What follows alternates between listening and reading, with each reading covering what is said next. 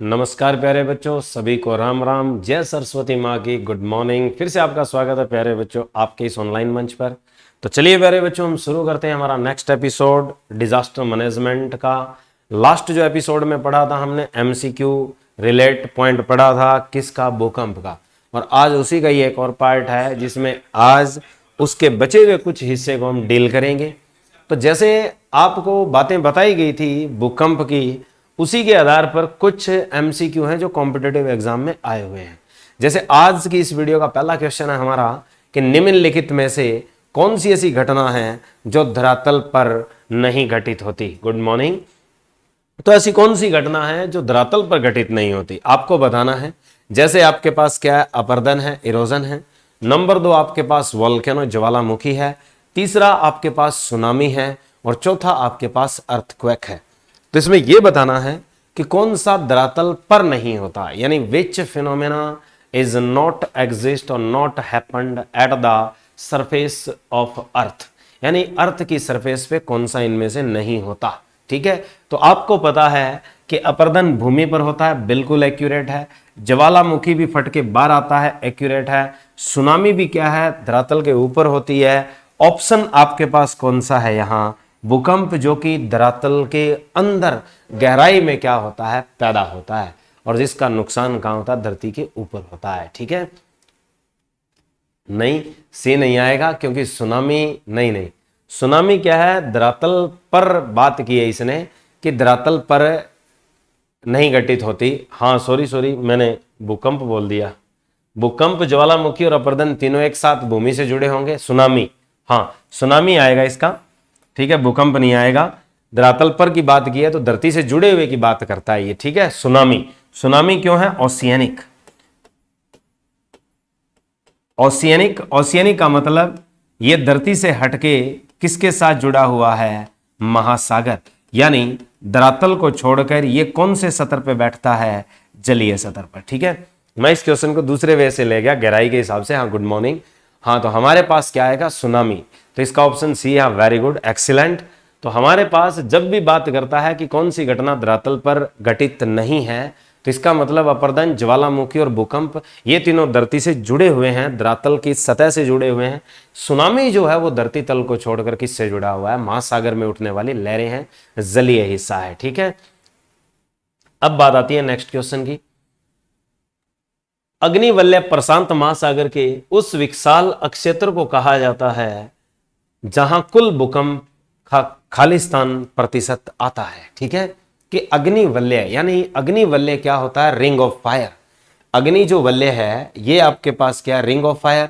Ring of fire किस महासागर से संबंधित है, प्रशांत महासागर। यानी इसे हम परिप्रशांत महासागरीय पेटी कहते हैं, यानी परिप्रशांत महासागरीय पेटी कहते हैं। तो परिप्रशांत महासागरीय जो पेटी है आपकी, वो किस हिस्से में है आपको बताई हुई है। हाँ 63% क्या है, सबसे ज्यादा भूकंप किस में आते हैं, इसी में आते हैं। और इसे नाम दिया जाता है क्या, रिंग ऑफ फायर। इसी को नाम क्या दिया जाता है, रिंग ऑफ फायर कहा जाता है, आग की अंगूठी या आग का वलय। दूसरा जो क्या है आपके पास, मिड कॉन्टिनेंटल बेल्ट है, जिसे alpine belt, alpine Himalaya belt कहते हैं। उसमें 17 से 21% भूकंप आते हैं जो उनमें अक्षेत्र हैं और जिसमें हम भी हैं। नेक्स्ट क्वेश्चन की बात करते हैं। चलिए, भूकंप का कारण क्या हो सकता है, कि भूकंप जब भी पैदा होता है तो किसके कारण पैदा होता है। तो भूकंप पैदा होने का कारण, हाँ वेरी गुड, तो भूकंप पैदा होने का कारण टेक्टोनिज्म है, भू परिभ्रमण है, या भूघूर्णन है, या अनाच्छादन है। अनाच्छादन जो प्रक्रिया होती है, डिडक्शन जो होता है, या कन्वर्जन जो फिनोमेना होता है, ये चट्टानों के लिए होता है। लास्ट वाली जो परिघटना है ये किसके लिए होती है, सेल फॉर्मेशन, रॉक फॉर्मेशन, यानी चट्टान के बदलाव के लिए होती है। कि चट्टान का जो बदलाव होता है, चट्टान का बदलाव कैसे, कि जिस प्रकार आपके पास जो आग्नेय चट्टानें हैं, इग्नियस रॉक है, वो अवसादी में बदलती है और अवसादी टुकड़ों का रूप होकर पिघल कर किस में जाती है, मेटामॉर्फिक, रूपांतरिक। यानी आपके पास आग्नेय है, सेंडिमेंट रॉक्स के अंदर जाती है और फिर किस में जाती है आपके पास, कायांतरित चट्टान के अंदर। तो आपके पास ये कौन सा फिनोमेना है, टेक्टोनिज्म। भूपरिभ्रमण तो ये घूमने का है, भूपरिभ्रमण का मतलब है भूमि का सूर्य के चारों ओर भ्रमण करना, तो परिभ्रमण काल है। और भूघूर्णन का मतलब है कि धरती का अपने अक्ष पर चक्कर काटना। तो धरती का जो अपने अक्ष पर घूमना जो है वो क्या कहलाता है, घूर्णन कहलाता है। एक होता है रिवॉल्यूशन, एक होता है रोटेशन, दो वर्ड लगते हैं। जो परिभ्रमण होता है इसे बोलते हैं हम रिवॉल्यूशन, इसे हम क्या नाम देते हैं, रिवॉल्यूशन। रिवॉल्यूशन जो होता है धरती का सूर्य के चारों ओर अपने अक्ष के चारों ओर घूमना होता है, उसे हम क्या कहते हैं, रोटेशन। और अब जब धरती अपने रोटेशन लेती है अपने एक्सिस पे, तो वो कहां से कहां लेती है, वेस्ट टू ईस्ट लेती है, ठीक है। अब अनाच्छादन जो है ये चट्टान का बदलाव है, जैसे इग्नियस है, मेटामॉर्फिक है, और तीसरी क्या है हमारे पास, कायांतरिक है, या जिसे सेडिमेंटेशन, जिसे अवसादी चट्टान कहते हैं। तो ये तीन तरह की चट्टानों का आपसी जो बदलाव होता है उस प्रक्रिया का नाम क्या होता है, अनाच्छादन होता है, ठीक है। और ये प्रक्रिया होती किसके कारण है, ताप और दाब के कारण घटित होती है। चलिए अब बात करते हैं नेक्स्ट क्वेश्चन, सम भूकंप रेखा का आकार खालिस्तान होता है या का होता है, खालिस्तान तो नहीं दिया। तो सम भूकंप का मतलब होता है आइसोसिस्मिक लाइन। सम भूकंप रेखा का मतलब क्या होता है कि सम भूकंप रेखा ये क्या होती है आपके पास, आइसोसिस्मिक। मैंने आपको दो तरह की भूकंप रेखाएं बताई थी, एक होती है आइसोसिस्मिक लाइन और दूसरी मैंने आपको बताई थी होमोसिस्मिक। एक होती है होमोसिस्मिक और एक होती है आइसोसिस्मिक लाइन। और उस दिन भी इससे रिलेटेड एक टाइप का क्वेश्चन आया था कथन के रूप में, ठीक है। तो ये आकार में कैसी होती है, सर्कुलर होती है, यानी वृत्ताकार होती है, कि इनका जो साइज है, इनकी जो शेप है वो सर्कुलर होती है। एक रेखीय का मतलब लीनियर होती है, नियमित का मतलब होता है रेगुलर होती है, और अनियमित का मतलब होता है इर्रेगुलर होती है। तो ये आपके पास किस टाइप की शेप रखती है, यानी इनका आकार कैसा होता है, शाबाश। हाँ, तो सम भूकंप जो रेखा होती है, आइसोसिस्मिक जो लाइन कहीं भी बनती है, मान लो इस जोन में आपके पास क्या आ चुका है, भूकंप आ चुका है, तो इसके दायरे में क्या है, इस प्रकार से क्या है, इसका जोन बनाया जाता है। जो फॉल्ट जोन बनता है वो इस तरीके से क्या है, नॉमिनेट किया जाता है, सिंबलाइज किया जाता है, यानी इसका जो मानचित्र है वो इस तरीके के क्या है, जोन को क्रिएट करता है अकॉर्डिंग टू इंटेंसिटी। इंटेंसिटी के अकॉर्डिंग इस तरह की जो शेप बनती है ये आपकी किसी एक फिक्स शेप में नहीं है। फिक्स शेप में नहीं है तो हमारे पास ये कैसी शेप हुई, अनियमित। यानी जो आपके पास सम भूकंप रेखा का आकार होता है वो अनियमित होता है, ये आपको याद रखना है। चलिए नेक्स्ट बात करते हैं, किसी एक क्षेत्र से उन स्थानों को मिलाने वाली रेखा जहां भूकंप एक साथ अनुभव किया जाता है उसे क्या कहते हैं। ये बताया भी था उस दिन, अभी भी बताया है। दो तरह की रेखाएं होती है भूकंप से जुड़ी हुई, तो उन्हें हम कहते हैं आइसोसिस्मिक, और एक होती है क्या, होमोसिस्मिक। और आइसोपाइनिक रेखा है और क्या, आइसोगोल है। ये क्या है, सिंपल वर्ड में क्या, किसी जोन को रिप्रेजेंट करने के लिए की जाती है, भूकंप से रिलेटेड नहीं है, क्योंकि इसलिए दोनों रेखाएं क्या है, खत्म हो चुकी है। ऊपर वाले दोनों ऑप्शन जा चुके हैं, ये भी गया और क्या है, ये भी गया। अब इन्होंने कहा क्या है, इन्होंने कहा है कि जहां भूकंप एक साथ अनुभव किए जाते हैं, यानी उन स्थानों को मिलाने वाली रेखाएं जहां पर भूकंप के झटके एक साथ महसूस किए जाते हैं, यानी जहां भूकंप एक साथ महसूस होता है, एक साथ महसूस होता है तो वो होम होता है। होम का मतलब क्या बनेगा, होमोसिस्मिक। होमोसिस्मिक जो लाइंस होती है, होमोसिस्मिक जो रेखाएं होती है, उन्हें हम सह भूकंप रेखा कहते हैं। नमस्ते अंजलि। तो उन्हें हम क्या कहते हैं, सह भूकंप रेखा। वो आपके पास कौन सी रेखाएं होती है, होमोसिस्मिक लाइंस होती है, जहां क्षेत्र में जिस जिस जगह पर भूकंप के झटके एक साथ अनुभव किए जाएं तो वो चीज होती है।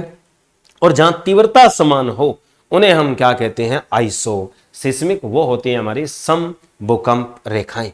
तो चलिए नेक्स्ट क्वेश्चन की बात करते हैं कि सिस्मोग्राफ किसका विज्ञान है, कि सिस्मोलॉजी इज रिलेट टू, यानी seismology is a science of, seismology is a study of, यानी सिस्मोलॉजी किसकी स्टडी करती है कि ये पर्वत की करती है, ज्वालामुखी की करती है, भूकंप की करती है या नदी की करती है।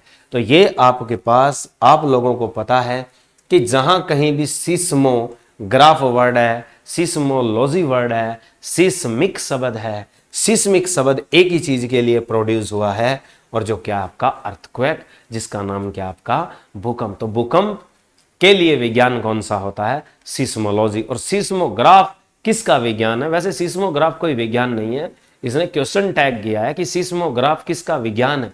इसका अर्थ यह है कि सिस्मो जो ग्राफ है वो किसके लिए संबंधित है, इसमें अध्ययन किसका होता है, तो वो किससे जुड़ी हुई चीज का अध्ययन होता है, भूकंप का होता है। और वैसे सिस्मोग्राफ एक कागज पर प्राप्त की जाने वाली एक तरह की प्रक्रिया है। सिस्मोग्राफ अगर आप देखते हो तो रिक्टर स्केल पर जो आपका घूर्णन पैमाना आता है, मैग्नीट्यूड मिलता है, रोटेशनल फिनोमेना का टॉर्क जो मिलता है उसका परिमाण आता है। फिर मर्कली भी क्या है उसमें इन्वॉल्व है। तो कई तरह की स्केल हम पढ़ते हैं, स्केल मैंने आपको डिटेल में पहले बताई है। अब बात आती है कि सिस्मोग्राफ किसे मापने के लिए काम में लिया जाता है, कि जो सिस्मोग्राफ है वो किसे मापने में काम में लिया जाता है। सिस्मोग्राफ आपका सिस्मिक वर्ड है, तो किसके मापने में काम आता है, भूकंपीय तरंगों के लिए। तो भूकंपीय तरंगों का आंकलन, भूकंपीय तरंगों की तीव्रता जब कागज पर इंगित होती है एक ग्राफ के रूप में, उसे कहा जाता है सिस्मोग्राफ। ठीक है, और सिस्मोग्राफ किसे मापने के लिए काम में लिया जा रहा है, तो भूकंपीय तरंगों के लिए।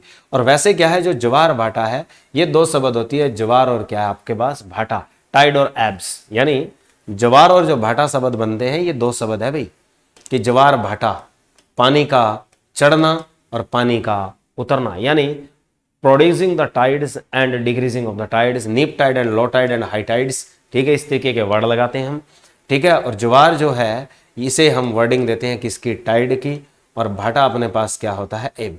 अगर आपसे पूछे कि ज्वार भाटा के पीछे कौन सी परिघटना काम करती है इस पर्यावरण के अंदर, या पूछे आसमानी परिघटना जिसके कारण धरती पर सागरीय जो जल है वो उथल पुथल होता है, यानी एक बार तट की तरफ आता है फिर वापस जाता है, यानी लगभग 6 घंटे 12.5 मिनट तक क्या है चढ़ता है, और उतने में क्या है फिर गिरता है। तो यानी एक क्या है 12 घंटे और क्या है 25 मिनट में कंप्लीशन होती है। और इसी तरीके से क्या है 4 प्रकार के क्या है ज्वार भाटा डिड्यूस होते हैं, और ये होते किस दिन हैं, ये आपके खास तौर पर पूर्णिमा के दिन। यानी जो ज्वार भाटा है, जो टाइड और एब्स फिनोमेना है, जो ये परिघटना है गुरुत्वाकर्षण के कारण पैदा होने वाली, और गुरुत्वाकर्षण किसके कारण पैदा होता है, ये चंद्रमा के कारण। तो चंद्रमा के कारण पृथ्वी का जो पानी है उसको क्या है एक तरह से क्या है खींचना, तो जिसके कारण क्या है आपके पास लो टाइड और हाई टाइड फिनोमेना पैदा होता है, टाइड और एब्स पैदा होता है। और ये पूछ लिया जाता है कि ज्वार भाटा के पीछे कौन सी आसमानी परिघटना जिम्मेवार है, तो वो पूर्णिमा का दिन है, और इसके लिए जो गुरुत्वाकर्षण पैदा करता है वो कौन करता है, चंद्रमा। ये सिंपल सी चीजें होती है। ठीक है, ये आप बता सकते हो। आगे अब बात आती है कि रिक्टर स्केल का प्रयोग किसके मापने के लिए किया जाता है। तो रिक्टर स्केल, रिक्टर एक स्केल है जिसको दिया किसने था, रिक्टर स्केल जो देन है ये आपके पास वैसे दो बंदों की देन है। ठीक है, रिक्टर स्केल जो है वो एक तो दी थी आपके पास चार्ल्स रिक्टर ने, और दूसरा बंदा इनका साथी कौन था जिसने इसको लॉगरिथमिक स्केल बनाने में सहयोग दिया था, कैलकुलेशन करने में सहयोग दिया था, उसका नाम था बेनो गुटरबर्ग। जो बेनो जो गुटरबर्ग है और दूसरा कौन सा है, चार्ल्स रिक्टर, इन दोनों ने मिलकर क्या बनाई है, रिक्टर स्केल बनाई है। और रिक्टर स्केल पे मापा किसको जाता है, ये भी आप लोगों को याद है, ये जो परिमाप लेता है तीव्रता का, तो ये परिमाप किसका लेता है, तीव्रता का। और किसकी तीव्रता मापता है, ये भी याद रखो, आघूर्ण की तीव्रता, कि पृथ्वी पर जब भूकंप आता है तो उससे पैदा हुए टॉर्क की क्या मापता है, इंटेंसिटी मापता है ये। ठीक है, और उसको रिप्रेजेंट किससे किया जाता है, लॉगरिथम ई, लघु गणक ई बराबर 11.8 जमा 1.5 m। ये आपके पास क्या है रिप्रेजेंटेशन। और पूछ भी लिया जाए किस पे जो m है ये तीव्रता का मैग्नीट्यूड मात्रा है, और अगर पूछे ई क्या है, ये ऊर्जा है, और ऊर्जा आपकी किस में मापी जाती है, अर्ग में मापी जाती है। और एक अर्ग किसके बराबर होता है आपके पास, अगर एनर्जी की बात करता है तो ये किस में मापता है, अर्ग में। और एक जूल और अर्ग का संबंध आप लोगों को पता है कि एक जूल किसके बराबर होता है, 10⁻⁷ अर्ग के बराबर होता है। अगर क्वेश्चन आए कि रिक्टर स्केल पर जो ऊर्जा की मात्रा, हाँ वेरी गुड, ऑप्शन डी है इसका, एक्यूरेट है। अगर आपसे कहे कि रिक्टर स्केल के पैमाने पे ऊर्जा ये है तो जूल बताइए इसके। जैसे वो एग्जांपल दे देता है कि रिक्टर स्केल की एनर्जी आपके पास 1.27 गुणा 10⁻29 अर्ग है, यानी 1.27 into 10⁻29 अर्ग्स have the evolution of energy in the earthquake productions underneath of the earth bed। यानी कि जो धरती की सतह के नीचे जब भी कोई भूकंप पैदा हुआ है उससे पैदा होने वाली ऊर्जा कितनी है, 1.27 10⁻29 अर्ग्स है। तो हाउ मच इन जूल्स, तो वो इस एनर्जी को किस में पूछना जा रहा है आपसे, जूल में। तो 10⁷ कम कर देना, इसमें से आंसर आ जाएगा, क्योंकि 10⁻⁷ से आप डिवाइड करोगे, सिंपल सी चीज है। तो यानी आपके पास जो जूल में कन्वर्जन होगा वो ये हो जाएगा, ये एनर्जी किस में आ चुकी है, जूल में आ चुकी है। और इसी तरीके से जूल में देके अर्ग में पूछता है तो आपको 10⁻⁷ बढ़ा देनी है, ठीक है। 2 पॉइंट याद रखने हैं। तो इसलिए हमारे पास जो रिक्टर स्केल है उसमें आप पैमाना किसका करते हो, भूकंप की तीव्रता। और भूकंप की तीव्रता कौन सी आंकलन की होती है, आघूर्ण टॉर्क की होती है, ठीक है, ये भी याद रखो। और तरल का घनत्व है, वायु की आर्द्रता है, और क्या है, वायु का वेग है, एनीमोमीटर, ठीक है। वायु के वेग के लिए क्या है, एनीमोमीटर इस्तेमाल किया जाता है। और प्रेशर मेजर करने के लिए बैरोमीटर यूज किया जाता है। और हमारे पास डेंसिटी मेजर करने के लिए हम ग्रेविटी मीटर का इस्तेमाल करते हैं, और जो एक तरह से हाइड्रोमीटर का ही हिस्सा होता है। आप पढ़ते आए हो कि अगर हमें घनत्व मापना है तो हाइग्रोमीटर और हाइड्रोमीटर, और हाइड्रोमीटर का ही, और हाइग्रोमीटर से क्या मापी जाती है, आर्द्रता। तो वायु की आर्द्रता मापने के लिए हाइग्रो, घनत्व मापने के लिए हाइड्रो, और वायु का वेग मापने के लिए क्या हम एनीमोमीटर इस्तेमाल में करते हैं। एक एनीरॉइड बैरोमीटर होता है और एक एनीमोमीटर होता है, दोनों में फर्क होता है, ठीक है, ये भी याद रखना आप। एनीमोमीटर एक तरह से क्या है, वायु के वेग के लिए काम कर रहा है। दूसरा जो एनीरॉइड बैरोमीटर होता है वो आपके पास इस तरह का बैरोमीटर होता है जो वायु के आधार पर काम करता है, जिसमें किसी द्रव का इस्तेमाल नहीं होता। जैसे बैरोमीटर में किसका इस्तेमाल किया जाता है, पारे का इस्तेमाल किया जाता है। तो हमारे पास क्या है, इसके लिए हम इस्तेमाल किसको करते हैं, एनीमोमीटर, एनीमोमीटर का इस्तेमाल करते हैं। इसके लिए हम हाइड्रो और ग्रेविटी मीटर का इस्तेमाल करते हैं। जैसे मान लो आपके घर में रखी इन्वर्टर बैटरी का तेजाब का आंकलन करना है तो उसके लिए इस्तेमाल किसको किया जाता है, आपके पास ग्रेविटी मीटर। और दूध का आंकलन लेना है, दूध का घनत्व मापना है, दूध की शुद्धता मापनी है तो लैक्टोमीटर। वो दोनों के दोनों रूप किसके होते हैं, हाइड्रोमीटर के होते हैं। आर्द्रता मापनी है तो आर्द्रता किससे मापी जाती है, आपकी हाइग्रोमीटर से, ठीक है। तो इस तरीके के क्या है, कुछ इंस्ट्रूमेंट पूछे जा सकते हैं, ये भी आप लोग अच्छे से याद रखें, ठीक है। चलिए नेक्स्ट क्वेश्चन की बात करते हैं। नेक्स्ट क्वेश्चन क्या कहता है कि तरल पदार्थों से होकर न गुजरने वाली, बड़ा इंपॉर्टेंट क्वेश्चन है, कि तरल पदार्थों से होकर न गुजर सकने वाली भूकंपीय लहर कौन सी है, कि जो तरल से बिल्कुल नहीं गुजर सकती, कि ऐसी कौन सी भूकंपीय तरंग है जो आपकी तरल पदार्थ से नहीं गुजर सकती। बताइए शाबाश, कि which seismic wave not pass through liquid medium, कि वो भूकंपीय तरंग, भूकंपीय लहर जो आपकी द्रव अवस्था से नहीं गुजर सकती। तो आपको बताया था 3 तरह की अच्छे से मैंने पढ़ा रखी है, कि पहली होती है P, दूसरी होती है S, तीसरी होती है L। L के 2 रूप होते हैं, एक L से लिखा जाता है, एक R से लिखा जाता है। R को हम स्टेनले और रेले कहते हैं। P का मतलब होता है प्राथमिक और कंप्रेशन, आपको अच्छे से पता है। S को हम क्या कहते हैं, सेकेंडरी, गौण और अनुप्रस्थ। तीसरी आपके पास क्या है, L। L क्या है, दोनों का कॉम्बिनेशन होता है P और S का, जो धरती की सतह पर आता है, ठीक है। याद रखना L जो है वो दोनों रूप है, वो एक तो अनुप्रस्थ क्षैतिजीय होता है, वेरी गुड एस वेव। जो L है, L कभी मत लगाना, जब भी कभी पदार्थ से गुजरने की बात आती है तो उसमें P और S को ही टैग करोगे आप, ठीक है, अच्छे से याद कर लो। L सिर्फ कहाँ होती है, धरातल की सतह की ओर बढ़ती है, और जो आपके पास क्या होती है, भारी नुकसान के लिए उपयोगी मात्रा में बताई जाती है। तो आपके पास जब कभी भी क्वेश्चन बने कि पदार्थ से गुजरने की बात आए, अवस्था से गुजरने की बात आए, तो आप दो को याद रखोगे, एक पी को और एक एस को। एल और आर को कभी याद नहीं रखोगे, ठीक है, ये पक्का कर लो दिमाग में। पी जो है वो आपकी तीनों मीडियम से पास होती है। एस आपके पास केवल और केवल किससे गुजरती है? ठोस।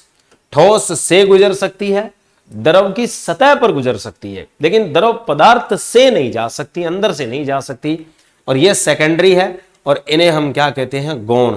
गौण के अलावा इसका दूसरा नाम हमने लिखा है अनुप्रस्थ, और इसे हम दूसरा नाम इंग्लिश में अगर दें तो इसे ट्रांसवर्स वेव भी कहते हैं।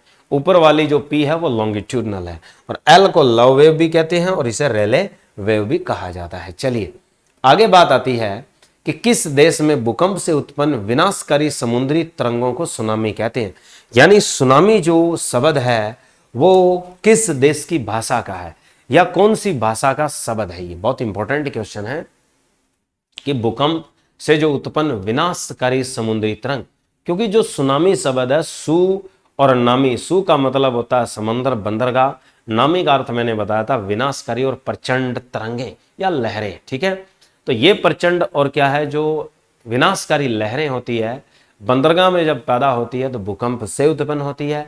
तो इनको नाम देने का काम किस देश ने किया है? आपका जापान ने, ठीक है। और जापान में जो आपकी सुनामी आई है उसके चलते इसको स्पेशली टैग किया जाता है, क्योंकि जापान में वैसे भी क्या है, भूकंप क्या है, बहुत ज़्यादा है, ज्वालामुखी भी क्या है, बहुत ज़्यादा सक्रिय होते हैं, दोनों बातें होती है, ठीक है। हाँ, और आप अच्छे से पढ़ते रहे, बहुत बढ़िया, ठीक है। चलिए अब बात आती है हमारे पास कि जापान क्या है, कई चीज़ों के लिए पूछा जाता है। अभी जापान में जैसे क्या है, हमारे पास जो खास टैग लगता है, एक तो जो प्रशांतीय जो पेटी है उसका खास रोल जापान से टैग होता है। रिंग ऑफ फायर का वर्ड आएगा तो जापान खास है उसके लिए। दूसरा क्या है, जैविक आपदाओं के लिए भी क्या है, जापान खास है। तीसरा क्या है, परमाणुविक आपदाओं के लिए भी जापान क्या है, खास है। हिरोशिमा, नागासाकी और फुकुशिमा, ये तीन वर्ड बहुत अच्छे हैं, जो क्या है जापान में एक तरह से क्या है आपदा क्रिएट करने वाले थे।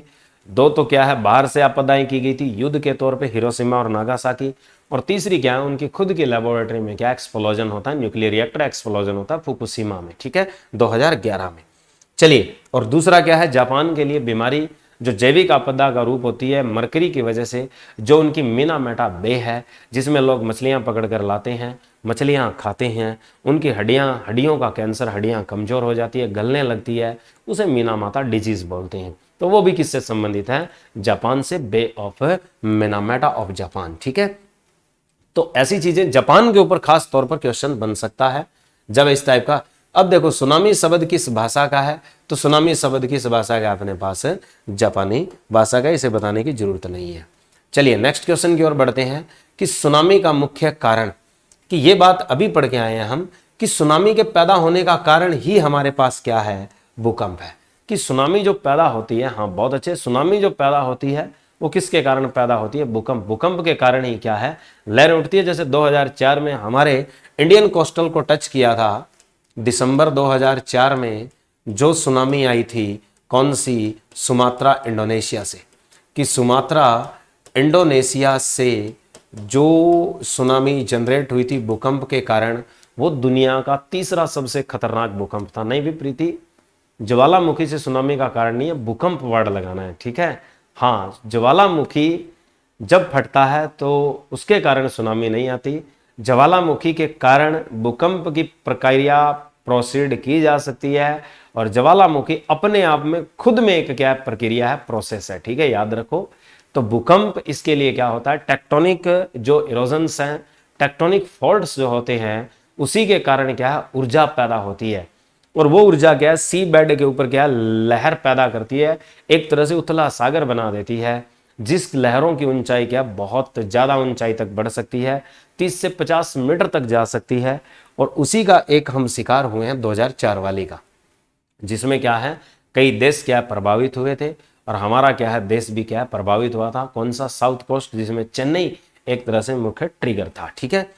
हाँ, इसको याद रखना। और ये जो सुनामी आई थी 2004 वाली, ये विश्व का तीसरा सबसे खतरनाक भूकंप था चिल्ली अलास्का के बाद, ठीक है, पहला चिल्ली, दूसरा अलास्का, तीसरा कौन सा, सुमात्रा वाला।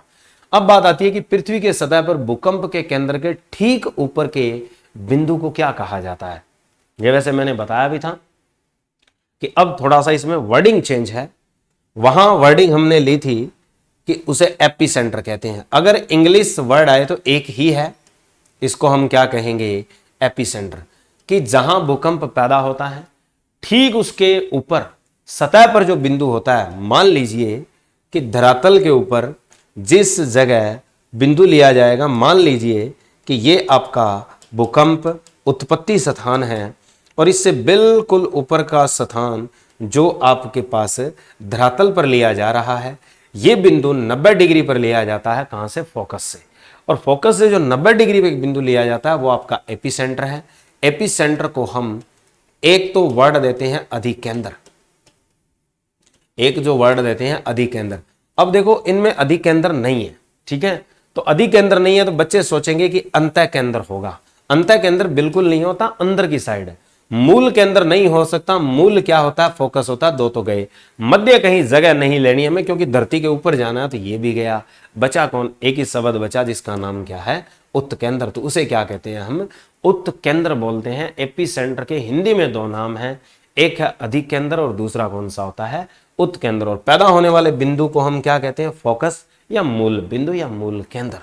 आगे अब बात करते हैं नेक्स्ट क्वेश्चन की, कि जिस स्थान पर भूकंपीय तरंगों की उत्पत्ति होती है उस स्थान को क्या कहा जाता है। यह क्वेश्चन वैसे आया हुआ है, पहले करवा दिया।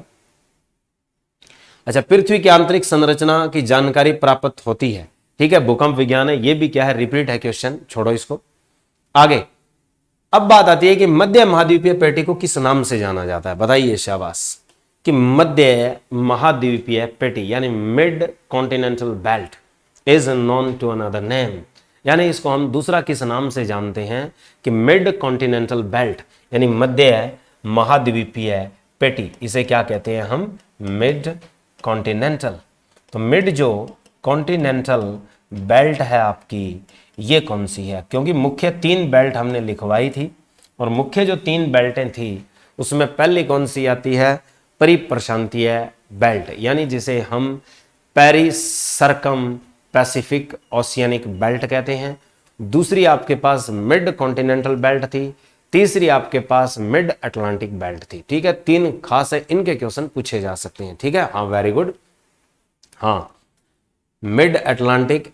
अच्छा, ऑप्शन ए देखो, मिड कॉन्टिनेंटल है, जो पैसिफिक वर्ड है, पैसिफिक का मतलब क्या है कि पेप्सी पियो और फायर लगाओ, ठीक है, तो यानी पैसिफिक वाली रिंग ऑफ फायर होती है, ठीक है। रिंग ऑफ फायर जब भी आता है तो उसमें पैसिफिक है, ठीक है, mid continental belt.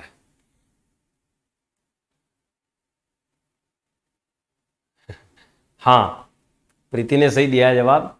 Alpine Himalayan belt को क्या कहा जाता है, मिड कॉन्टिनेंटल बेल्ट कहा जाता है, ठीक है, कि जो अल्पाइन हिमालयन बेल्ट है, जो अल्पस और जो आपकी हिमालय की बेल्ट है, इन दोनों को मिलाकर जो आपकी बेल्ट बनती है वो आपके पास कौन सी बेल्ट है, अल्पाइन हिमालयन बेल्ट। इसे भूमध्य सागरीय बेल्ट भी कहा जाता है, याद रखना, इसे मेडिटेरियन सी बेल्ट, यानी इसका जो दूसरा नाम है वो एक और लिखा जाता है, इसे हम भूमध्य सागरीय बेल्ट भी कहते हैं।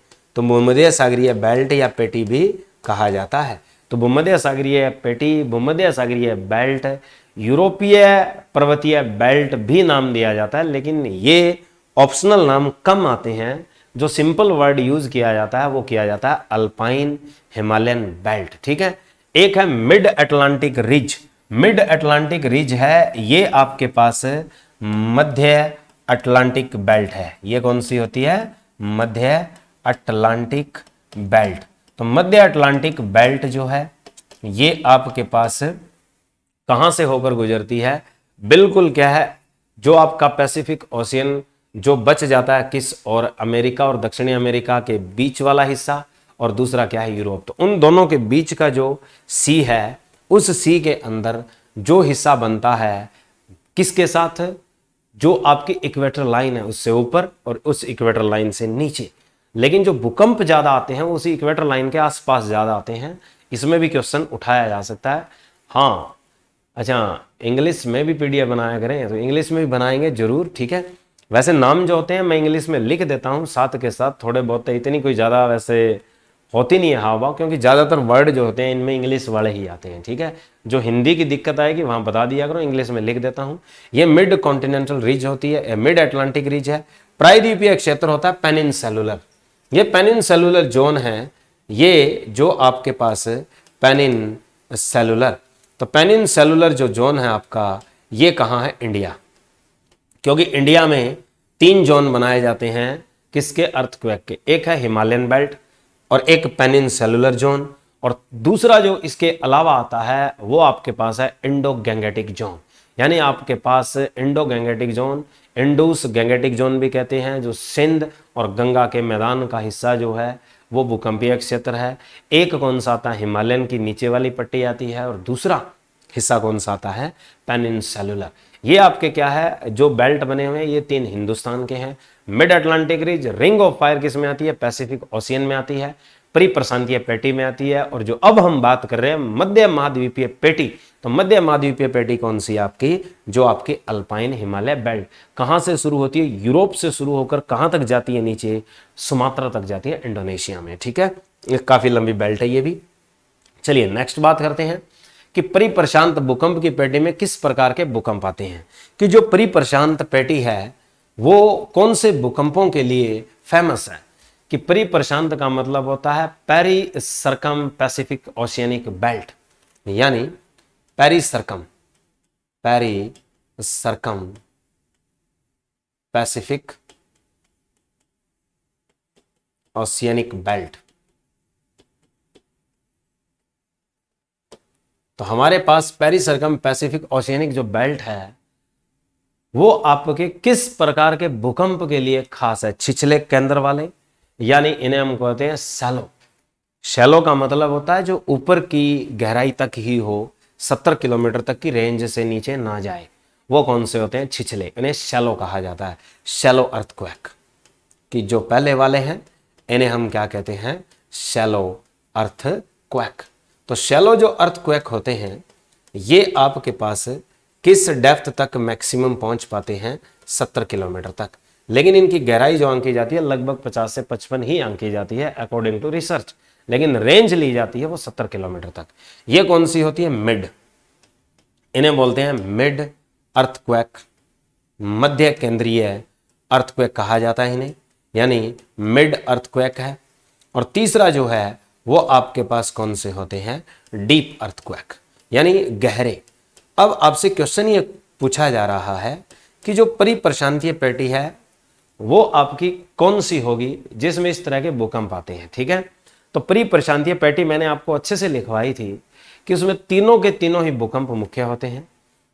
अपर वाले भी होते हैं, छिछले वाले भी होते हैं, शैलो भी होते हैं, मिड भी होते हैं, और क्या होते हैं? डीप भी होते हैं। तो ऑप्शन क्या लगा के आओगे आप? सभी। तो याद रखो पैसिफिक जो ओशियन है, यानी पेरी सरकम पैसिफिक ओशियनिक जो बेल्ट है, उसमें जब भूकंप की बात आती है तो उसमें तीनों तरह के भूकंप आते हैं। उसमें आपके शैलो भी हैं, मिड भी होते हैं, और डीप अर्थक्वेक भी होते हैं। तो आपको ऑप्शन क्या चूज करना है? यहाँ पर डी, ठीक है। ए और सी नहीं लगाना, अच्छे से याद रखो ये। और खास तौर पर ये सबसे खतरनाक पेटी तो है कि परिप्रशांत जो भूकंप की पेटी है इसमें सबसे ज्यादा क्या है? भूकंप आते हैं 63%। ये हमने पढ़ा है अच्छे से, ठीक है, और इसके क्वेश्चन भी पढ़े हैं, ठीक है। तो इसलिए इसमें याद रखना है कि आपके पास क्या है? तीनों प्रकार के क्या है? भूकंप पैदा होते हैं किसमें? पैसिफिक ओशियनिक बेल्ट में, रिंग ऑफ फायर में।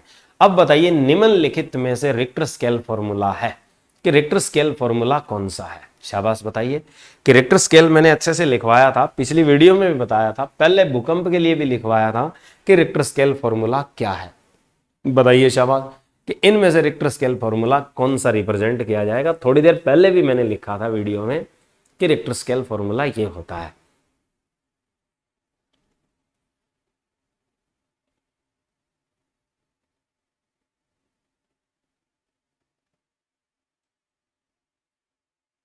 हम्म रिक्टर स्केल फॉर्मूले में हमारे पास log e होता है, ये सबको याद है। इसका मतलब log m और अकेला e खत्म हो गया। तो देखो दो ऑप्शन तो आप उड़ा ही दोगे, बचे सिर्फ दो।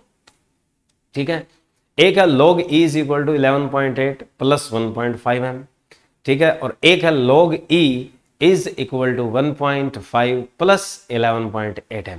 तो देखो log e के बाद हाँ बड़ी संख्या पहले आएगी, छोटी संख्या बाद में आएगी। ठीक है, हाँ वेरी गुड, बहुत अच्छे। log e is equal to क्या है 11.8 प्लस 1.5 m। ठीक है, ये हमारे पास क्या है रिक्टर स्केल का फॉर्मूला है। और किसको बताता है ये, उस भूकंप में पैदा हुई ऊर्जा का आंकलन करता है। नहीं डी नहीं होगा, सी नहीं होगा भाई। ठीक है, ऑप्शन क्या लगाओगे ए। तो यानी log e is equal to 11.8 plus 1.5 D. अब आपके पास क्वेश्चन है कि रिक्टर स्केल फॉर्मूला में ऊर्जा किस इकाई में इंगित होती है। यानी जो रिक्टर स्केल फॉर्मूला है उसमें जो एनर्जी मेजर होती है वो कौन सी यूनिट में होती है, कि energy measured in which unit on Richter scale formula. तो रिक्टर स्केल फॉर्मूला में जो एनर्जी आप मेजर करोगे वो कौन सी यूनिट में करोगे। ठीक है, क्योंकि तीनों जो या चारों यूनिट ली है, हमने एनर्जी की यूनिट ली है और वो एनर्जी की यूनिट देगा। तो log e 11.8 प्लस 1.5 m, ये आपकी रिक्टर स्केल है। अब वो कहता है कि रिक्टर स्केल में हाँ हम एनर्जी मेजर करेंगे तो कौन सी यूनिट में करेंगे, इलेक्ट्रॉन वोल्ट। इलेक्ट्रॉन वोल्ट भी वैसे ऊर्जा की इकाई होती है, जूल भी ऊर्जा की इकाई होती है, अर्ग भी होती है। अब आप लोग मुझे बताओगे किलोवाट घंटा किसकी इकाई होती है। इलेक्ट्रॉन वोल्ट, जूल और अर्ग। ऑप्शन तो देखो तुम्हारा क्या होगा, सी, क्योंकि थोड़ी देर पहले बता के आए हैं। हाँ वेरी गुड, बहुत अच्छे, कि जो हमारे पास measurement of energy on Richter scale formula है वो किस में होता है, अर्ग में होता है, ये हमें पता है। अब बात ये भी पूछी जा सकती है कि इलेक्ट्रॉन वोल्ट किसके बराबर होता है। इलेक्ट्रॉन वोल्ट जो होता है वो आप याद रखें 1.6 गुणा 10 की पावर -19 जूल होता है। ठीक है, कि अगर आपसे पूछ ले कि जो इलेक्ट्रॉन वोल्ट है वो कितने जूल होते हैं, तो 1.6 गुणा 10 की -19 जूल। अर्ग पूछ ले तो 1.6 इंटू 10 टू द पावर -12 अर्ग। ये आपके पास अर्ग हो गया, जूल और अर्ग दोनों बता सकते हो आप। ठीक है, उसके बाद क्या है, जो वैल्यू आती है किलोवाट घंटा।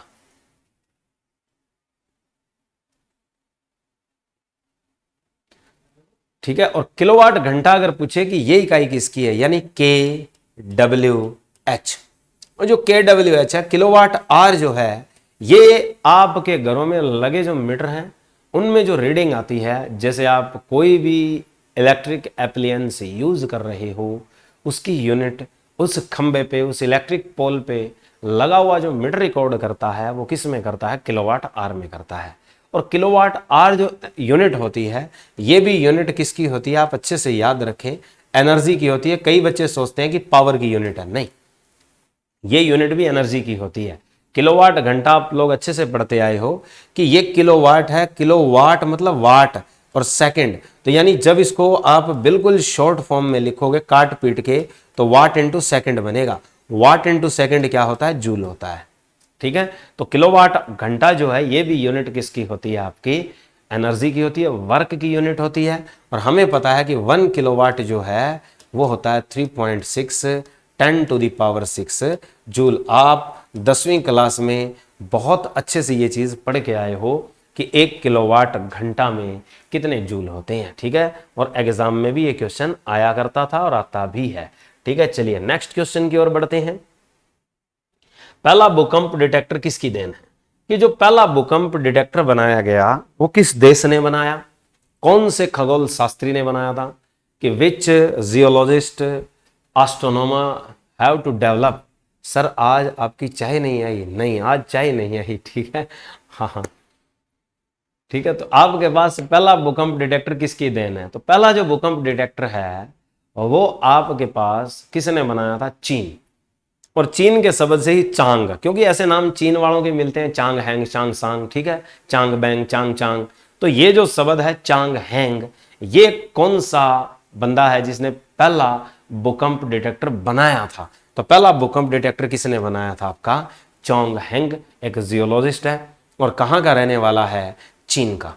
तो चीन के खगोल शास्त्री ने सबसे पहले क्या किया था, आपका अर्थक्वेक डिटेक्टर बनाया था कि अर्थक्वेक आने पर अगर उसका आंकलन करें, उसकी प्रॉपर्टी को मेजर करें कि ये किस हद तक हमें जोखिम कर सकता है, तो इस बात की पुष्टि सबसे पहले करने वाला बंदा कौन था, चोंग हैंग।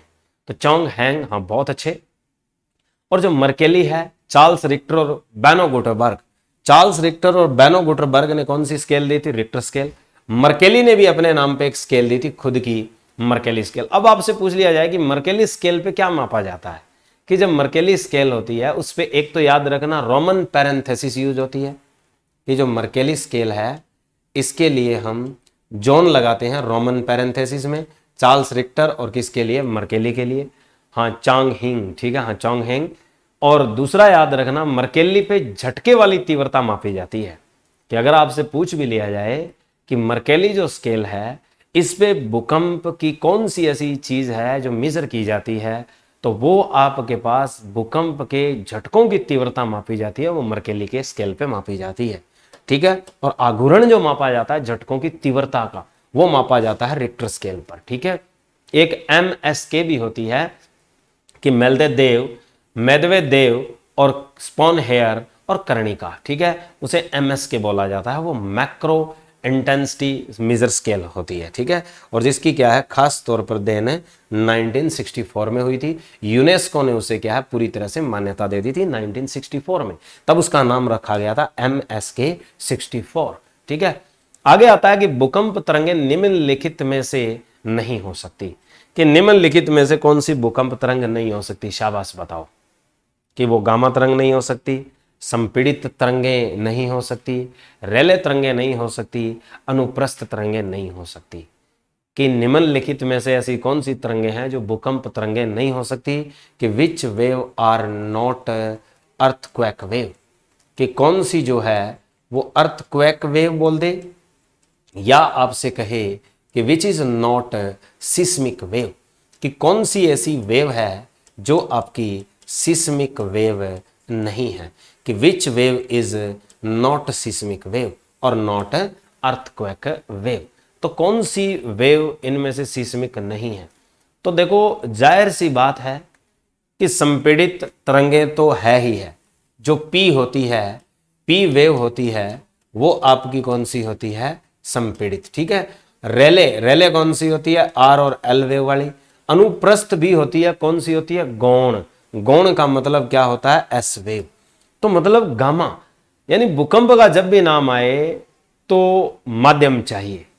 तो गामा ऐसी तरंग है जिसको कोई माध्यम नहीं चाहिए, क्योंकि गामा, हाँ बहुत अच्छे, ऑप्शन क्या लगाओगे, ए, कि जो गामा तरंग है ये आपके पास कौन सी तरंगें होती है, जो गामा तरंगें हैं ये आपके पास हिस्सा किसकी होती है, ये आपके पास आने वाले सूर्य के प्रकाश में इलेक्ट्रोमैग्नेटिक वेव जो होती है, विद्युत चुंबकीय तरंगें होती है, उसमें सेकंड लास्ट शॉर्टेस्ट वेवलेंथ होती है। सेकंड लास्ट का मतलब इससे भी एक छोटी और होती है, जो क्या होती है, कॉस्मिक रे। कॉस्मिक रे EMW स्पेक्ट्रम में कॉस्मिक रे सबसे छोटी होती है, और उसके बाद नंबर किसका आता है, गामा का। ये EMW स्पेक्ट्रम पढ़ते हो, वैद्युत चुंबकीय तरंग स्पेक्ट्रम प्रकाश का, ठीक है, जिसमें सबसे छोटी कौन सी होती है, कॉस्मिक रे। उसके बाद नंबर आता है किसका, गामा रे। उसके बाद नंबर आता है किसका, एक्स रे। उसके बाद नंबर किसका आता है, अल्ट्रावायलेट रे। उसके बाद नंबर आता है विजिबल रेजाइन। उसके बाद नंबर आता है इंफ्रारेड। उसके बाद आता है माइक्रोवेव। उसके बाद आता है रेडियो वेव। और माइक्रोवेव और रेडियो वेव के बीच में एक वर्ड और यूज किया जाता है, short wave, short radio wave, ठीक है। तो ये आपकी जो तरंगें होती है ये कौन सी होती है आपकी, ये होती है जिनको चलने के लिए किसी माध्यम की आवश्यकता नहीं होती। Those which have no require any medium for the propagation, कि जिनको प्रोपागेट करने के लिए किसी मीडियम की आवश्यकता नहीं है, तो वो आपकी कौन सी होती है, इलेक्ट्रोमैग्नेटिक वेव। और इलेक्ट्रोमैग्नेटिक जो वेव है इसकी थ्योरी किसने दी थी, ये भी आप लोग याद रखें। इसकी जो थ्योरी है वो आपकी दी थी जेम्स क्लार्क मैक्सवेल, यानी जेम्स क्लार्क मैक्सवेल। ये ऐसी चीज़ें याद रखा करो, क्योंकि कंपटीशन में ऐसी चीज़ें जरूर पूछी जाती है, क्योंकि ये एक रैंडम वन क्वेश्चन होते हैं जो आपसे जुड़े होते हैं, क्योंकि सूर्य का प्रकाश आप लोग अच्छे से प्राप्त करते हैं डेली सूरज उगते ही और सांझ तक जब वो ढलता है। ठीक है, तो ये कौन सी तरंगें होती है, ये अयांत्रिक होती है, इन्हें हम नॉन मैकेनिकल वेव कहते हैं। कि जो गामा होती है ये सारी क्या होती है, नॉन मैकेनिकल, और बाकी सारी तरंगें क्या होती है, मैकेनिकल। अब देखो संपीड़ित है तो कंप्रेस कर रहे हो, पदार्थ के ऊपर निर्भर कर रही है, तो संपीड़ित कंप्रेशन है। दूसरी रेले, रेले तरंगा, इसका मतलब जाहिर सी बात है कि किससे जुड़ी हुई है, भूकंप से जुड़ी हुई है, बात खत्म। अनुप्रस्थ भी होती है, अनुप्रस्थ कौन सी है, कि जो पदार्थ के अंदर होती है वो संपीड़ित यानी लॉन्गिट्यूडनल, यानी जिन्हें हम अनुदैर्ध्य कहते हैं। अनुप्रस्थ तरंगे यानी ये भी क्या होती है, पदार्थ की तरंगे होती है, यांत्रिक तरंगे होती है। रेले भी यहाँ यांत्रिक तरंगे हैं, सिर्फ गामा जो बचती है जो अयांत्रिक है। ऐसी चीजें आप अच्छे से याद रखें। चलिए नेक्स्ट क्वेश्चन की बात करते हैं कि धरातल पर पैदा हुए भूकंप तरंगों का आंकलन कागज पर किया जाता है, उसे कहते हैं। कि जब आपके पास कहीं भी भूकंप आएगा तो उसका आंकलन एक तरह से एक ग्राफ पे किया जाता है, और वो ग्राफ एक रोटेटिंग ग्राफ होता है कि एक पेज निकलता है और क्या है, चलता जाता है। ठीक है, एक पेपर सा होता है, रोल लगा होता है, और उस पर एक क्या है, पिन चढ़ी होती है। जैसे ही भूकंप आता है तो टी टी करके क्या है, चलता है। और इस तरीके से क्या है, जो ग्राफ बना हुआ होता है उस ग्राफ के ऊपर वो अपना आंकलन करता है। उस ग्राफ पे आंकलन जब करता है तो इंटेंसिटी मेजर की प्रॉपर्टी बनती है। वो इस तरीके से क्या है, ग्राफ डिजाइन करता है। इस तरीके से क्या है, जो ग्राफ डिजाइन होता है उससे फिर आंकलन लेते हैं उसके मैग्नीट्यूड का, क्योंकि जोन लगे होते हैं। जैसे क्या है आई, जैसे क्या है डबल आई, जैसे क्या है ट्रिपल आई, ऐसे चलते चलते क्या है आई एक्स और एक्स तक चले होते हैं। इनकी इंटेंसिटी को मेजर करता है, तब हमें उसका आंकलन हो जाता है कि भाई हाँ, भूकंप का मैग्नीट्यूड ये वाला है, उसका आघूर्ण मैग्नीट्यूड ये है, उसके टॉर्क की प्रॉपर्टी ये है। बहुत अच्छे, उसे हम कहते हैं सिस्मोग्राफ। ये मैंने पहले ही बताया था, कागज की बात आती है, कागज पे आंकलन होगा उन तरंगों का तो उसे हम क्या कहते हैं, सिस्मोग्राफ कहते हैं।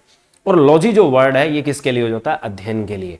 मर्केली और रिक्टर स्केल दोनों पैमाने हैं। ठीक है, ये तो दोनों देखते ही कट जाएंगे, क्योंकि ज्यादातर बच्चे यूं सोचते हैं कि धरातल पर पैदा हुआ भूकंप तरंगों का आंकलन करते हैं तो भाग्य रिक्टर स्केल पर ही क्या है, या सिस्मोलॉजी। तो आंसर क्या है, कागज पे बात आती है तो हम क्या करेंगे, सिस्मोग्राफ। बहुत अच्छे, एक्सीलेंट।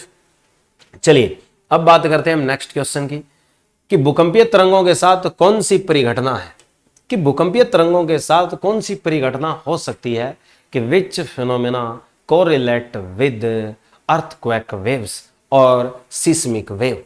कि जो आपके पास सिस्मिक वेव है उनके साथ कौन सा फिनोमेना कोरिलेट करता है, कि विच फिनोमेनॉन कोरिलेट टू सिस्मिक वेव। कि कौन सा फिनोमेना इनमें से सिस्मिक वेव के लिए कोरिलेट करता है, यानी उससे संबंधित है, उसके साथ हो सकता है। बताइए शाबाश। कि वो पूर्ण आंतरिक प्रावर्तन, पूर्ण आंतरिक प्रावर्तन समझते ही पत्ता काट दो, क्योंकि ये TIR है। TIR केवल और केवल किससे संबंधित है, आपका प्रकाश। कि पूर्ण आंतरिक प्रावर्तन किससे संबंधित है, प्रकाश। अब गर्मियों के दिनों में जब आप सड़कों पे चलोगे तो आपको चलते हुए पानी नजर आएगा। तो सड़कों पे ये दिखने वाला दोपहर के समय वाला पानी, गर्मियों में जो पानी दिखता है सड़कों पर या किसी रेगिस्तान के अंदर वृक्ष के नीचे पानी नजर आता है, तो वो आपका फिनोमेना कौन सा होता है, वो आपका TIR होता है, टोटल इंटरनल रिफ्लेक्शन। ये एक आपका इल्यूजन है, ऑप्टिकल इल्यूजन है। कि ये जो परिघटना होती है ये एक तरह से सिर्फ और सिर्फ ऑप्टिकल इल्यूजन है, यानी एक प्रकाशीय भ्रम है। यानी जो TIR होती है ये आपका किस तरह का इल्यूजन है, किस तरह का भ्रम है, प्रकाशीय भ्रम है। इसे हम मिराज कहते हैं, मरुस्थलीय मरीचिका बोलते हैं, मृग तृष्णा कहते हैं। क्योंकि मृग जो है, तृष्णा का मतलब उसको चाहता है, पानी की प्यास लगी हो उसे बुझाना चाहता है। बहुत अच्छे भी जिसने डी ऑप्शन दिया है। तो इसमें ऑप्शन क्या आएगा आपके पास, डी। क्योंकि अपवर्तन और परावर्तन दोनों होता है। मैंने करवाया हुआ है कि अगर पीछे की आप अध्ययन करोगे थ्योरी क्लासेस को तो उसमें लिखवाया था कि भूकंपीय तरंगों के साथ दोनों परिघटना होती है, अपवर्तन भी होता है और क्या होता है, परावर्तन भी होता है। ठीक है, तो हमारे पास कि जब वो टकरा कर वापिस आ जाती है तो परावर्तन है, और एक जगह से टकरा के वापस दूसरी जगह टकराती है तो वो क्या है, उसका अपवर्तन है। तो यानी इसका अपवर्तन और परावर्तन दोनों होता है। ठीक है, अब बात आती है नेक्स्ट कि ज्यादा गहराई वाले भूकंप किस प्रास के होते हैं, कि ज्यादा गहराई वाले भूकंप किस प्रास तक होते हैं। तो ये भी हमने पढ़ा है कि आपके पास shallow patches of earthquake, number 2 mid earthquake, Hindi में मृग मरीचिका कहते हैं सर, हाँ हिंदी में मृग तृष्णा। ठीक है, मृग मरीचिका यानी मृस्थलीय मरीचिका भी कहते हैं इसे। ठीक है, मृग तृष्णा, इसे ऑप्टिकल इल्यूजन या प्रकाशीय भ्रम, रेगिस्तान में प्रकाश का भ्रम भी है ये। ठीक है, आगे अब बात आती है हमारे पास कि ज्यादा गहराई वाले जो भूकंप हैं वो किस प्रास में हो सकते हैं। यानी 3 तरह के हमने डेप्थ के अकॉर्डिंग लिखे हैं। एक होता है शैलो, जिसे उथले या हम कहते हैं छिछले, दूसरे क्या होते हैं मिड, और तीसरे क्या होते हैं डीप। 3 तरह के सिस्मिक जोन बने होते हैं according to depth of the earth surface, यानी धरती की सतह के नीचे की गहराई की अगर बात करें तो 3 तरह के भूकंप दायरे बने हुए हैं। और वो मैक्सिमम और मैक्सिमम जो बनाया जाता है वो कहा जाता है कि हद जो है वो अभी तक जो रिसर्च आई है वो किस रेंज तक बताई जाती है, 800 किलोमीटर, इससे ज़्यादा नहीं हुई। तो 800 की तरफ चलो तुम, यानी वो प्रास देखो जो 300 से ऊपर और क्या है 800 से नीचे, ऐसा केस देखना है, ये सबसे गहरा होगा। ठीक है, गहराई की बात करता है तो वो ऑप्शन देखोगे जिसमें क्या होगी, गहराई ज्यादा दिख रही है। तो देखो इसमें नहीं है, ये 300 से ज्यादा नहीं है, ये 300 से ज्यादा है और 800 से क्या है कम है। तो हमारे पास ऑप्शन क्या बैठेगा, सी। तो बाकी जो क्या है 50 से 70 वाला है, ये कौन सा होता है, शैलो। 50 के बाद जो क्या है 280 या 300 तक जाता है वो कौन से होते हैं, मिड।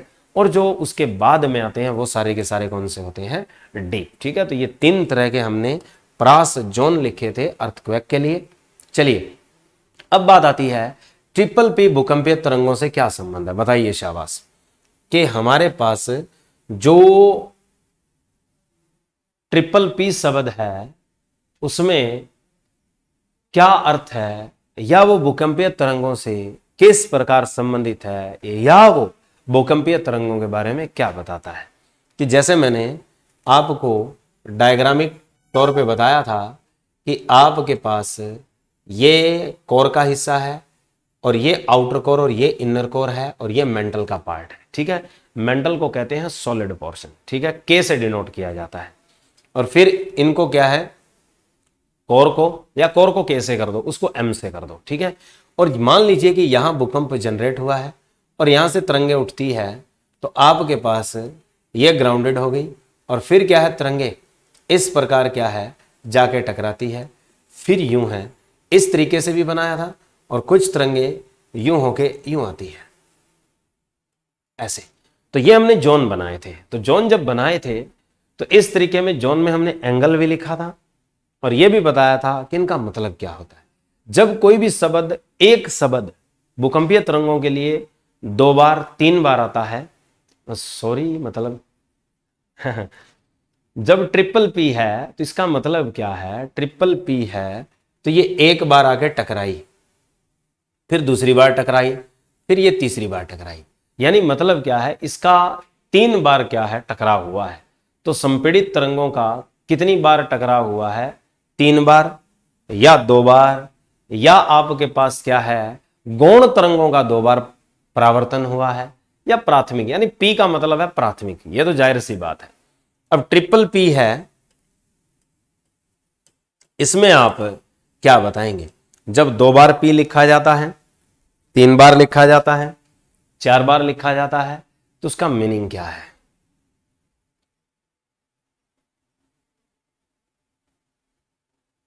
कि प्राथमिक तरंगों का 2 बार परावर्तन है, गौण तरंगों का 2 बार परावर्तन है, संपीड़ित तरंगों का 3 बार परावर्तन है, या प्राथमिक तरंगों का कोर से गुजरना है।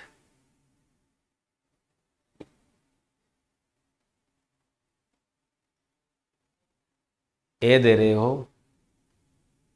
पूजा रानी ने पहले सी लिखा था, वो सही था कि संपीड़ित तरंगों का 3 बार परावर्तन होता है। ये परिवर्तन शब्द लिखा है, इसको परावर्तन कर दो। ठीक है, कि जब वो एक बार आगे टकराएगी तो वहां से मुड़ेगी ना, कि जब वो पैदा हुई थी तो उसको नाम पी दिया था, और 3 बार पी होने का मतलब है कि वो 3 बार परावर्तित हुई है। तो पहला परावर्तन उसका यहां हुआ है, यहां पे टकराई है, ठीक है। फिर यहां से होके ये पहला परावर्तन, फिर यहां टकराई दूसरा, और यहां टकराई तीसरा। तो यानी 3 पी का मतलब है 3 बार परावर्तन। 3 एस आ जाए तो गौण तरंगों का 3 बार परावर्तन, ठीक है। रिंकू ए नहीं होगा, प्राथमिक तरंगों का 2 बार परावर्तन। प्राथमिक तरंगों के अलावा मैंने संपीड़ित जानबूझ के इसीलिए लिखा है, एग्जामिनर क्या कहता है कि बंदा क्या करेगा, पी समझ के प्राथमिक तरंगों का 2 बार क्या करेगा, परावर्तन शो करेगा। जितने लेटर हैं उतनी बार क्या होता है, तरंगों का परावर्तन। इन्हें हम संपीड़ित तरंग भी कहते हैं, ठीक है। जो प्राथमिक तरंग होती है उनका दूसरा नाम क्या होता है, संपीड़ित। संपीड़ित का मतलब होता है कंप्रेशनल वेव। कंप्रेशनल वेव का कितनी बार परावर्तन है आपका, 3 बार। और प्राथमिक तरंगों का कोर से गुजरना होगा तो के वर्ड लगता है। जैसे क्या है, आपके पास आएगी पी, आउटर कोर, फिर कोर, और वापस बाहर निकलती है। इस तरीके से शो करते हैं। तो जैसे क्या है, पी के और क्या है, पी से रिप्रेजेंट करते हैं हम, पी ओ के और के पी लिखते हैं। तो यानी पहले वो आउटर कोर से आई, फिर कोर में परावर्तित हुई, और फिर कहाँ जाएगी, वापस पी बाहर की सतह की ओर जाएगी, ठीक है। तो यानी कोर से गुजरने वाली जो भूकंपीय तरंग आंकी जाती है वो कौन सी होती है, प्राइमरी, जिसे हम प्राथमिक संपीड़ित तरंग कहते हैं, इंग्लिश में से कंप्रेशनल कहते हैं, ठीक है। याद रखना आगे, ये अच्छे से हमने पढ़ा था। अब बात आती है नेक्स्ट कि वाल्डिविया भूकंप के नाम से प्रसिद्ध है। वाल्डिविया जो भूकंप है उसके नाम से कौन सा भूकंप सबसे ज्यादा फेमस है, शाबाश बताइए कि वाल्डिविया के नाम से जो फेमस अर्थक्वेक है इस दुनिया में, धरती पर, वो कौन सा है।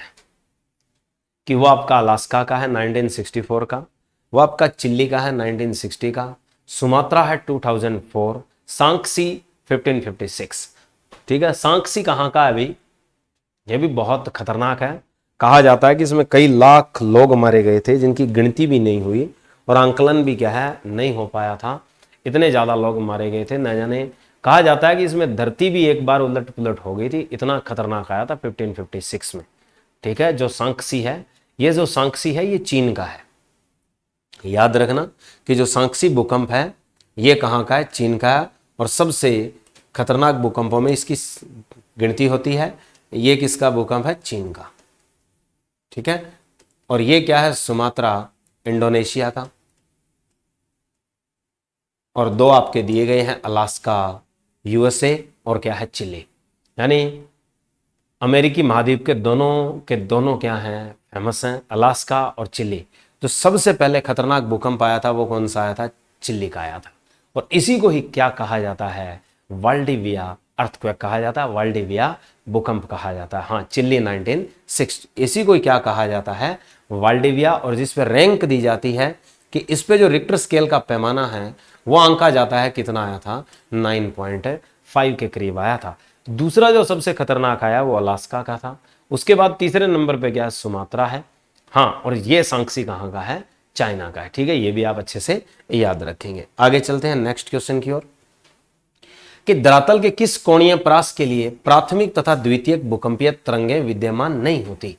कि अब कोणीय परास की बात करता है तो धरती के ऊपर जैसे प्राथमिक और द्वितीयक तरंगें होती है, कि जैसे भूकंप पैदा हुआ, ये आपके पास कोर है और इनर कोर है। तो कहा जाता है कि जब ये तरंगें पैदा होती है तो आपके पास किस जोन के बाद ये तरंगें आपकी नहीं आती, कि ऐसा कौन सा जोन है जिसके पास ये तरंगें क्या है, मौजूद नहीं होती। तो ये जो जोन बनता है यहां से लेके यहां तक का, ये होता है 105 डिग्री, 103 से 105 डिग्री होता है। उसके बाद ये जगह खाली रहती है, और इसके बाद यहां तक का जो एंगल बनता है वो बनता है कितना, 145 डिग्री के करीब, ठीक है। तो यानी वो पूछता है कि किस परास के लिए जो प्राथमिक और द्वितीय तरंग है वो विद्यमान नहीं होती, यानी वो किस रेंज में, किस छाया दृष्टि में विद्यमान नहीं होगी। जब धरती पे किसी भी जगह कोई भूकंप आए तो वो रेंज आपके सामने लिखी है, 105 से 145, 90 से 100, 145 से 180 या 43 से 93 डिग्री। हाँ, तो वो है आपकी 105 डिग्री से 145 डिग्री। कई बार 105 ना दिया हो और 145 ना दिया हो तो आपको क्या याद रखना है, 103 डिग्री से 142 डिग्री, यानी 103 से 142 या 143 डिग्री दिया जाता है, यही रेंज सेम है। ठीक है, पर ज्यादातर क्या दिया जाता है, 105 से 145। ठीक है, चलते हैं आगे की ओर। अब बात आती है नेक्स्ट कि एल तरंगों के खोजकर्ता कौन है, कि जो एल है वो लव वेव है और जिसके पीछे नाम लव है वही इसका आंसर है। एल वेव क्या होती है, पृष्ठीय तरंगे हैं जो आपकी एक तरह से अनुप्रस्थ ध्रुवीय अक्षैतिज रेखाएं होती है। ठीक है, हाँ उसमें ऑप्शन ए था, वेरी गुड, बहुत अच्छे। एल तरंगों के खोजकर्ता पूछ लिए जाएं तो कौन आएंगे, तो एल तरंगों के जो खोजकर्ता हैं हमारे वो लव, एल का मतलब है लव, और लव क्या है हमारे पास, एच डी, ये रहा, तो ह्यूगो डी वॉन लव। तो ह्यूगो वॉन डी लव जो है इस बंदे ने खोज की थी किसकी, जो क्षैतिजीय ध्रुवीय अनुप्रस्थ और अनुदैर्घ्य जो तरंगे होती है भूकंप की, उनकी खोज की थी। जो पृष्ठ पे आती है उनकी खोज सबसे पहले किसने की थी, एच डी लव ने की थी। और आपके पास मेदवेदेव, स्पॉन हेयर, ये दोनों बंदे क्या हैं, एक स्केल देने वाले बंदे हैं और जिनको मान्यता किसने दी थी, यूनेस्को ने दी थी 1964 में। अब ये बताइए कि कौन सी भूकंपीय तरंगें दीर्घवृत्ताकार में क्रम में होती है, यानी which seismic wave in elliptical pattern. हाँ बहुत अच्छे, बहुत बढ़िया, एक्सीलेंट, ऐसा जवाब दे सकते हो, सी है उसका, बहुत अच्छे। अब बात आती है कि कौन सी भूकंपीय तरंगे जो दीर्घवृत्ताकार में होती है या दीर्घवृत्ताकार क्रम में होती है। दीर्घवृत्ताकार क्या होता है, एलिप्टिकल पैटर्न, कि विच सिस्मिक वेव, कि ऐसी कौन सी सिस्मिक वेव है जो आपके पास एलिप्टिकल पैटर्न में होती है, कि seismic wave in elliptical pattern. Seismic wave जो इलिप्टिकल पैटर्न में होती है वो कौन सी होती है, कि वो एल तरंगे होती है, वो आर होती है, गामा। देखो गामा का तो कोई लेखा जोखा ही नहीं है, यहाँ गामा पहले उड़ा दो। ठीक है, नंबर 1, जब इलिप्टिकल की बात आए तो तुम समझ जाना कि यहाँ पे पी कभी नहीं हो सकता। ठीक है, पी वो तरंग है जो आपकी पदार्थ की तीनों अवस्थाओं में गुजरती है। इलिप्टिकल भूकंपीय तरंग की बात आए तो धरातल से जुड़ी होगी, तो बात रहेगी इन दो की, एल की और किसकी, आर की। एल जो तरंगे होती है ये क्षैतिजीय ध्रुवीकृत होती है, यानी हॉरिजॉन्टल पोलर्ड होती है। क्षैतिजीय ध्रुवीकृत बोला जाता है इनको, क्षैतिजीय ध्रुवीकृत, कि जो क्षैतिजीय ध्रुवीकृत होती है, जो आपकी हॉरिजॉन्टल पोलराइज्ड होती है, वो होती है एल। और जो समंदर तरंगे कहा जाता है, जिन्हें हम समंदर लहरें भूकंप तरंगे कहते हैं, तो समंदर लहरों से जिनकी तुलना की थी वो कौन सी होती है, आर तरंगे, रेले। और रेले को ही क्या कहा जाता है, इलिप्टिकल पैटर्न कहा जाता है। इलिप्टिकल पैटर्न वृत्ताकार, दीर्घ वृत्ताकार जो क्रम में आती है वो कौन सी तरंगे आती है, आपकी आर तरंगे आती है। तो ये बहुत इंपॉर्टेंट क्वेश्चन है, बहुत धांसू क्वेश्चन है, इनको आपको अच्छे से करना होगा, समझना होगा, क्योंकि इस टाइप के अगर एग्जामिनर क्वेश्चन देता है तो फंसा सकता है। अब बात आती है कि MSK 64 किस प्रकार का भूकंपीय पैमाना है, कि आपके पास जो MSK है, MSK का पूरा नाम क्या है ये भी पूछा जाता है।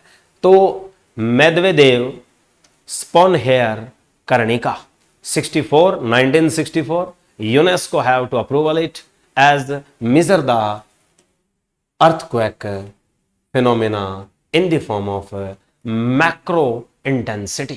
तो अब मैंने साथ में आंसर भी दे दिया कि MS के जो वर्ड है, M का मतलब दो शब्द निकलेंगे, मैक्रो या माइक्रो, याद रखो। तो सिस्मिक इंटेंसिटी स्केल नहीं हो सकता, रिक्टर स्केल नहीं हो सकता। M शब्द लिखा है, M का मतलब है या तो माइक्रो या मैक्रो, तो ये जो शब्द है ये मैक्रो है, क्योंकि बड़ा नाम होगा। माइक्रो का मतलब होता है छोटा, भूकंप तबाही कभी छोटी नहीं मचाता, बड़ी मचाता है, तो बड़ी के लिए शब्द क्या लगता है, मैक्रो। तो ये कौन सी स्केल होती है, मैक्रो इंटेंसिटी स्केल होती है। तो मैक्रो इंटेंसिटी स्केल किसने दी थी अगर पूछ लिया जाए तो आपके पास मेदवेदेव, मेदवेदेव। दूसरा बंदा कौन सा था, स्पॉनहेयर, और तीसरा बंदा कौन सा था, कॉर्निक। तीसरा बंदा जो था वो कौन था, कॉर्निक। और इस स्केल को जो मान्यता दी गई थी वो 1964 में दी गई थी, दिसंबर 1964 में। किसके द्वारा दी गई थी, यूनेस्को। अब मुझे जल्दी से ये भी बताओगे आप लोग कि यूनेस्को की फुल फॉर्म क्या होती है, पूछा जा सकता है आपसे। ठीक है, यूनेस्को क्या होता है, United Nation educational scientific cultural organisation. ठीक है, तो इसने मान्यता दी थी कौन सी स्केल को, MSK 64 को। क्यों, क्योंकि 64 वर्ड किसको बताता है, age of the scale phenomena will approval by the UNESCO, यानी इसका जो काल था जिसमें इसे अप्रूवल मिली वो था 1964। नाम क्या है इसका, मैंने ले लिया, मेदवेदेव स्पॉनहेयर कॉनिका। किसको मापती है, ये macro scale, macro intensity scale है, जो एक बड़ा पैमाना है। मैक्रो का मतलब होता है हमेशा बड़ा, दीर्घ। ठीक है, दीर्घ इंटेंसिटी वर्ड भी लग सकता है। अब ये क्वेश्चन आ ही गया आपके सामने, आपकी नजरों के सामने, कि MSK 64 का पूरा नाम क्या है। तो MSK 64 का 3 बंदे हैं, M, S और K। अब देखो K में फंस सकता है बंदा, जिसने अच्छे से नहीं पढ़ा तो वो हो सकता है K में फंस जाए।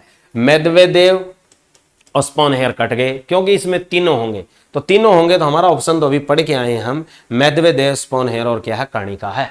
और ये नहीं है, किरचॉफ मत लगा देना, किरचॉफ तो वो बंदा है जिसने एक तो क्या है हीट वेव के लिए ला दिया था, और दूसरा ला किसके लिए दिया था, जो आपका थर्मोडायनेमिक्स का सेकंड ला है, किरचॉफ्स क्लेसियस क्लैपेरन इक्वेशन। ठीक है, और एक जो किरचॉफ है उसने दो विद्युत धारा और विद्युत विभव के लिए क्या है, दो नियम दिए थे, किरचॉफ फर्स्ट और किरचॉफ सेकंड ला। ठीक है, तो किरचॉफ वाला नहीं आएगा, सिर्फ क्या आएगा, कर्णिका शब्द याद रखना है पीछे वाला। और इसकी स्केल की जो देन है वो कब की गई, 1964। तो ये थे प्यारे बच्चों आज के बेशकीमती MCQ पदार्थ क्वेक। तो आज का सेशन यही समाप्त होता है, आज के लिए इतना ही। जय हिंद, जय भारत।